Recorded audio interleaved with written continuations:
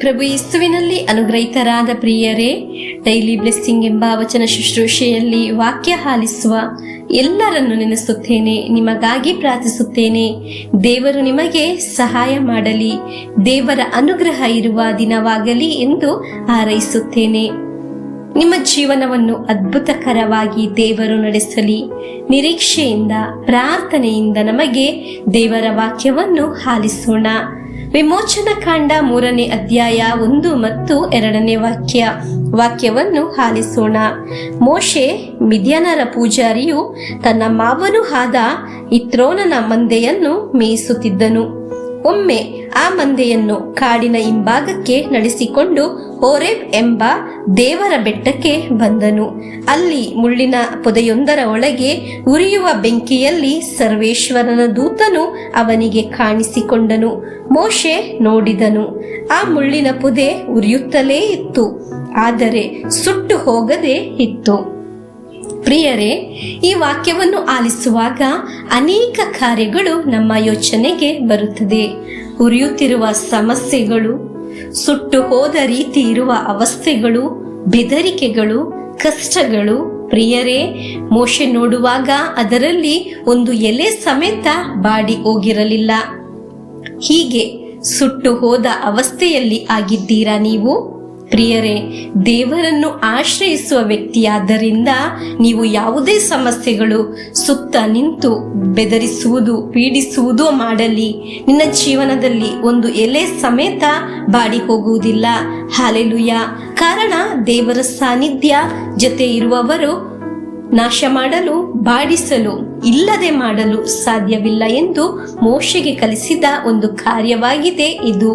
ಮೋಶೆಯು ಇದಕ್ಕಿಂತ ಮುಂಚೆ ಉರಿಯುವ ಅವಸ್ಥೆಯಲ್ಲಿ ಹಾದು ಹೋಗಿದ್ದರು, ಆದರೆ ಮೋಶೆಯ ಜೀವನ ಬಾಡಿ ಹೋಗಲಿಲ್ಲ.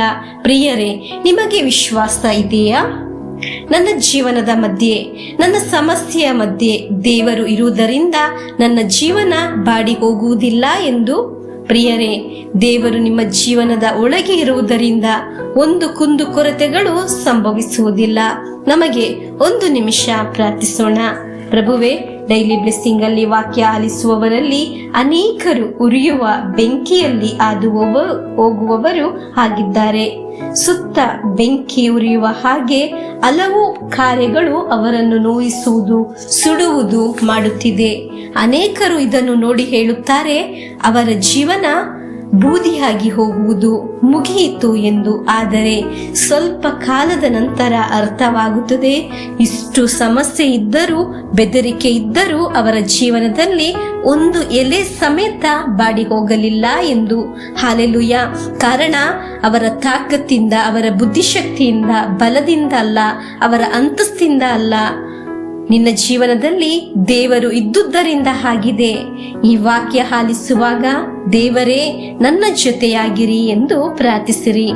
ಒಂದು ವಿಷಯಕ್ಕೆ ನಿನ್ನನ್ನು ಕುಂದಿಸಲು ಆಗುವುದಿಲ್ಲ, ಧೈರ್ಯದಿಂದಿರಿ.